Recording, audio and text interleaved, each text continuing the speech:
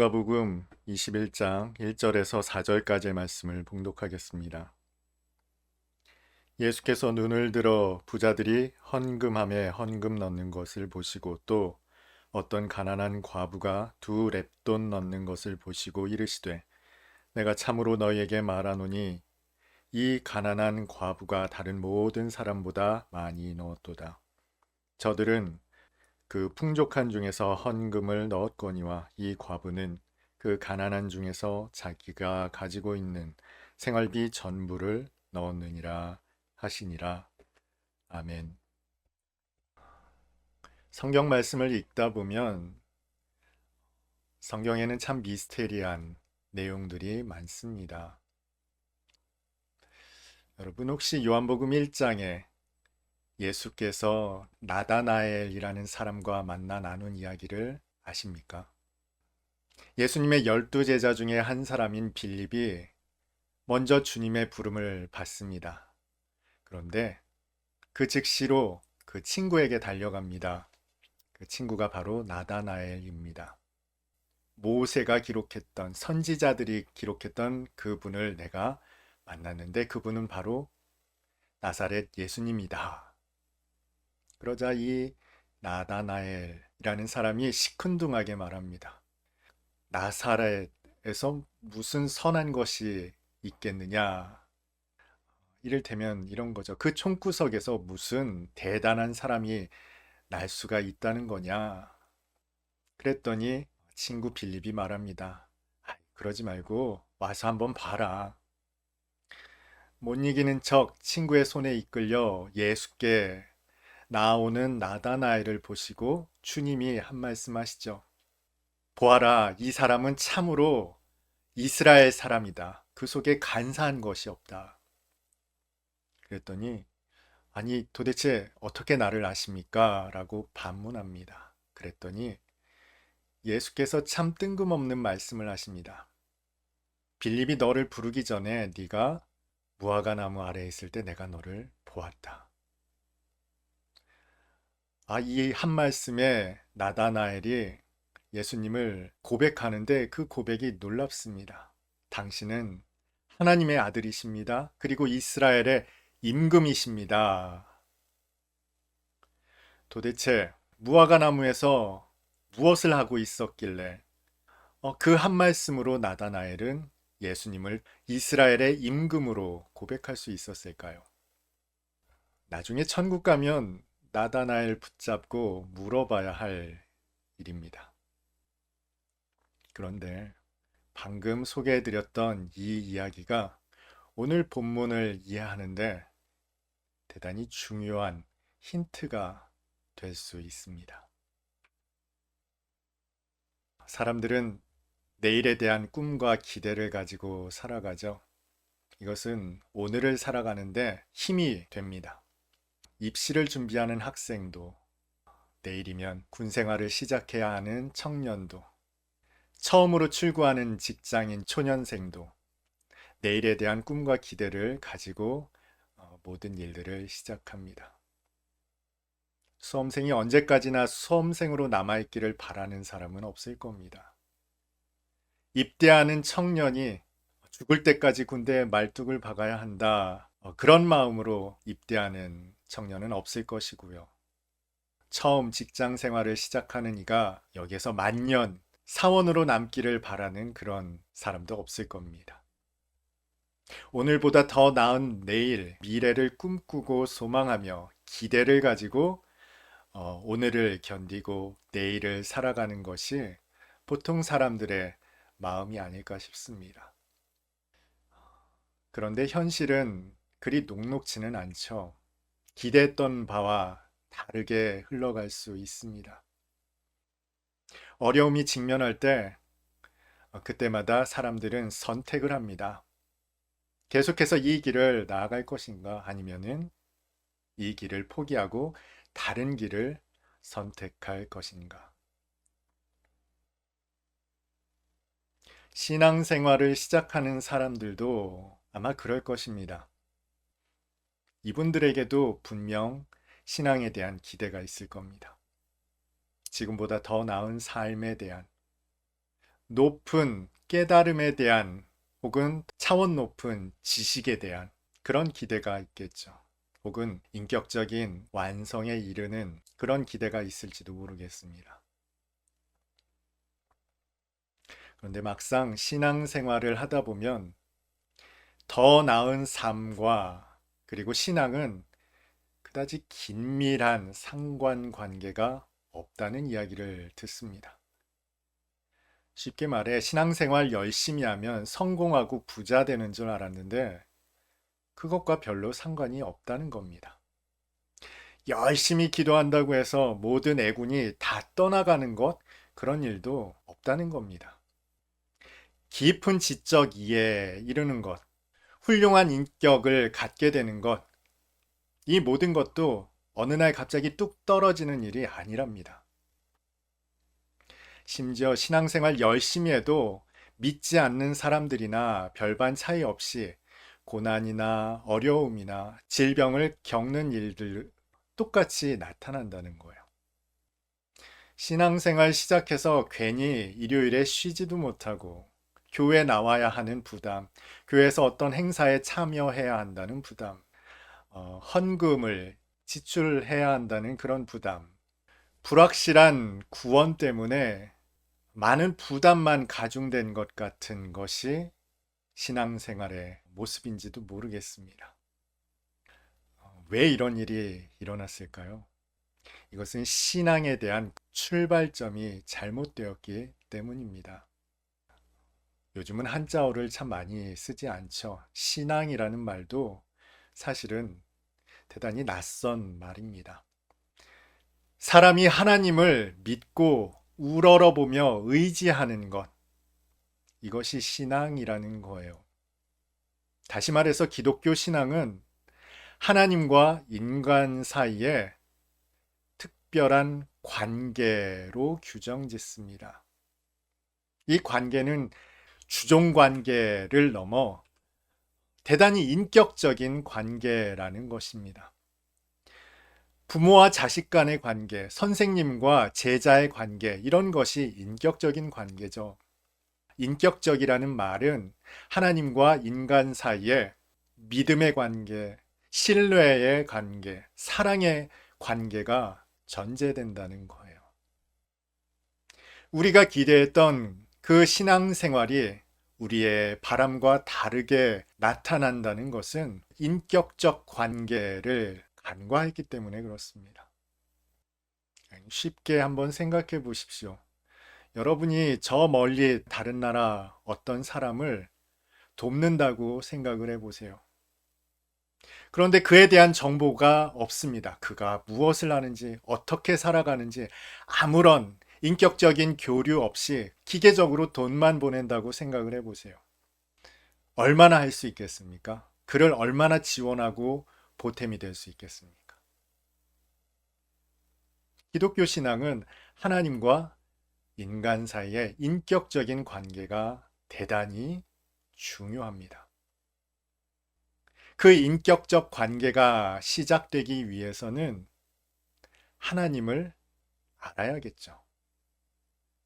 그런데 보이지도 않는 하나님, 만나본 적도 없는 하나님, 그 하나님을 우리가 어떻게 인격적 관계를 맺어 나아갈 수 있겠습니까? 여기서 우리가 하나님을 만나는 사건이 전제되어야 한다는 거죠. 우리가 친구를 만나듯이 그렇게 하나님을 만날 수 있을까요? 물론 어떤 분들은 그렇다고 이야기하시는 분들도 계실 겁니다. 그리고 실제로 그럴 수도 있습니다. 그러나 보이지 않는 하나님을 유한한 인간이 만난다는 것, 이것은 대단히 놀라운 일입니다. 그래서 이것을 아주 어려운 말로 계시가 필요하다라고 말해요. 열개 보일시, 하나님께서 당신을 열어 인간에게 보여주시지 않는 한 인간은 그 하나님을 만날 수 없다는 겁니다. 개미가 인간을 어떻게 인식할 수 있을까요? 도저히 헤아릴 수 없을 겁니다. 그들이 내뿜는 어떤 물질의 화학 반응에 따라서 그저 인식할 뿐이죠. 인간이 구체적으로 개입해서 그 개미에게 존재를 나타내지 않는 한 개미는 도저히 인간을 인식할 수 없습니다. 계시는 우리의 차원에서 하나님을 알아차리게 되는 지점이자 또 하나님께서 당신을 우리에게 보여주시는 지점, 이것을 계시라고 할 수 있어요. 여기에서부터 하나님과 인간의 인격적인 관계가 시작됩니다. 그런데 그 인격적인 관계가 계속해서 유지되었으면 좋겠는데 그것이 그리 쉽지 않습니다. 이벤트적인 사건은 어느 순간 점점 사그라지고 우리에게 남게 되는 것은 신앙의 생활만 남게 됩니다. 다시 말해서 나의 일방적인 관계 속에서 하나님과의 관계를 붙들고 나간다는 거죠. 우리가 일방적인 관계로 이루어 나가는 그 신앙생활 속에서 우리의 마음은 점점 흔들리기 시작합니다. 신앙에 대한 기대, 하나님에 대한 기대, 소망, 이런 것들은 점점 사그라지다 어느 순간 문득 혹시 그때 그 사건, 그 일, 그 기억은 그저 특별했던 상황 속에서 주변 사람들의 부추김 속에서 혹은 내 머릿속에서 분비되는 도파민 때문에 일어났던 그런 특별한 일은 아니었을지. 많은 성도들이 그런 회의감 속에서도 티는 내지 못한 채 신앙생활을 하고 있을지도 모르겠습니다. 오늘 본문은 그런 신앙생활에 젖어든 여러분을 향한 주님의 말씀인지도 모릅니다. 오늘 본문의 말씀은 마가복음 12장에도 똑같이 기록되어 있습니다. 마가복음에는 그 말씀을 하시는 대상을 제자들이라고 언급하십니다. 이런 내용이죠. 3절 제가 봉독합니다. 내가 참으로 너에게 말하노니 이 가난한 과부가 다른 모든 사람보다 많이 넣었도다. 이 가난한 과부가 넣은 2렙돈, 1고드란트, 이것이 당시 헌금함에 헌금했던 그 어떤 사람보다 가장 많이 드린 예물이라는 것입니다. 주님의 말씀을 들은 제자들, 어떻게 결론 내렸을까요? 도대체 주님이 이 말씀을 하신 의도는 무엇일까? 하나님은 전부가 아니면 받지 않으신다. 생활비 전부를 드려야 하나님은 받으신다. 우리도 과부처럼 우리의 모든 것을 다 드리자. 우리는 이미 다 드린 것 같은데 도대체 왜 그러시는 걸까? 그래도 더 드려야 하나 보다. 만일 이 말씀을 묵상하는 저와 여러분도 이 제자들과 똑같은 결론에 이르게 된다면 저와 여러분은 오늘도 또 하나의 수고하고 무거운 짐을 추가하는 결과밖에 되지 않을 것입니다. 이상하지 않습니까? 예수님 도대체 왜 제자들에게 이런 말씀을 하신 것일까요? 분명 무슨 말인지 어렴풋이는 알아듣겠는데 도대체 왜 이런 말씀을 하셨을까요? 본문을 묵상하다 갖게 되는 의문점이 하나 있습니다. 주님이 제자들에게 이 말씀을 하셨다는 것, 분명 제자들에게 모든 것을 다 바쳐라 라는 헌금을 독려하시고자 하시는 말씀은 아닌 것 같은데, 이제까지 주님께서 가르쳐 오셨던 사랑의 실천 방법이라면 이건 뭔가 잘못된 일 아닌가? 가난한 자들에게 가서 빵을 사 드십시오. 몸을 따뜻하게 하십시오. 이렇게 말로 하는 것이 사랑의 전부가 아니다. 주님께서 친히 그렇게 말씀하셨다면 오늘 이 과부를 아시는 주님, 과부를 보신 주님도 그렇게 하셔야 맞지 않겠습니까? 제자들에게 말씀하실 것이 아니라 그 과부에게 다가가셔서 딸아, 내가 이 모든 사람들보다 많이 넣었다. 그녀를 위로하고 당시 돈꾀를 맡았던 가룟 유다에게 말씀하셔서 네가 맡고 있는 그 돈 얼마를 이 과부에게 주어라. 이렇게 하시는 것이 이제껏 가르치셨던 그 말씀에 부합하는 그런 가르침 아니겠습니까? 그런데 여러분, 우리가 생각한 이 결론, 우리가 신앙생활하는 이유와도 맞닿아 있지 않습니까? 우리가 열심히 예배드리고 헌금하고 신앙생활하는 은연중에 그 결론으로 가지고 있는 내용이 무엇입니까? 하나님께서 나를 찾아오셔서 위로하고 가난함을 부욕해 질병을 치유하시는 그 모든 해피엔딩을 기대하는 마음으로 우리가 신앙생활을 하고 있는 것 아니냐는 말씀입니다. 그런데 그 가난한 과부에게는 아무 일도 일어나지 않았습니다. 부자들이 화려한 옷을 입고 당시 성전에는 13개 정도의 헌금함이 비치되어 있었다고 합니다. 그 헌금함을 지나가며 제각각 제법 큰 금액을 쾌척하는 사이에서 이 과부는 변변치 않은 행색으로 누구나 들으면 알만한 동전을 딸그락 예물로 드렸을 것입니다. 물론 그녀는 하루 굴물 요량으로 그 생활비 전부를 예물로 드렸겠죠. 헌금함에 동전을 넣으며 그 과부는 부끄러움에 얼굴을 붉혔을지도 모릅니다. 그렇게 전부를 넣었고 모두를 하나님께 드렸지만 그녀에게는 아무 일도 일어나지 않았습니다.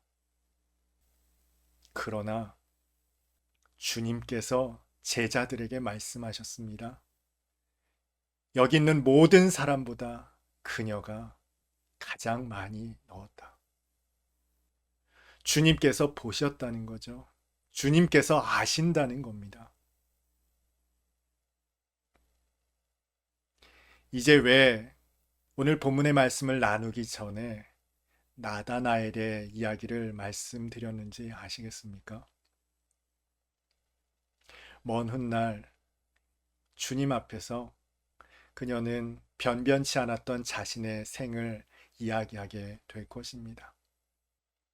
내어놓을 것 없고 드러낼 것 없는 변변치 않은 자신의 인생을 토로하는 그때 주님께서 뭐라고 말씀하실 것 같으세요? 달아, 나는 보았다. 헌금함 앞에서 네가 생활비 전부를 넣는 그 순간 나는 그 현장에 있었고 너의 모습을 똑똑히 보았느니라. 여러분, 주님의 은혜가 무엇입니까? 하나님의 은혜가 무엇이라고 생각하십니까? 앞서 우리가 기대했던 나를 위로하고 나를 감싸주시며 나의 가난함을 부욕해 하시고 나의 아픈 것을 치료하시는 그것이 하나님의 은혜라고 생각하십니까? 그러나 오늘 본문에 주님께서 보여주시는 아버지의 은혜는 우리의 문제가 해결되는 것도 아니었고 우리에게 특별한 사건이 일어나는 것도 아니었습니다. 다만 주님께서 우리를 아신다는 것입니다. 아실 뿐만 아니라 그것을 귀하게 여겨주신다는 것입니다. 이것이 은혜입니다. 우리는 평범한 하루하루를 살아갑니다. 평범한 일상 속에서 때로는 신앙의 회의감에 빠지기도 하고 무기력한 권태 속에서 살아가기도 합니다. 이전에 있었던 기가 막힌 찬란했던 하나님의 계시의 순간들이 뼈에 사무쳐 있으나 오늘은 아무렇지도 않은 일상 속에 하나님이 계셨는지, 하나님이 이끄셨는지, 하나님이 붙드셨는지 알지 못한 채 하루하루를 보냅니다. 그런데 여러분, 하나님은 기억하신다는 겁니다. 아신다는 겁니다. 그 작은 나의 부끄러움을, 슬픔을, 외로움을, 누군가에게 베풀었던 긍휼과 자비를, 사랑을 보석처럼 귀중하게 아신다는 겁니다. 비록 나에게 아무 일도 일어나지 않지만 주님이 아심을 기억하는 저와 여러분이었으면 좋겠습니다. 그 속에서 주님과의 깊은 교제, 깊은 관계를 오늘도 성실함으로, 신실함으로 이어나가는 저와 여러분 되기를 주님의 이름으로 축복합니다.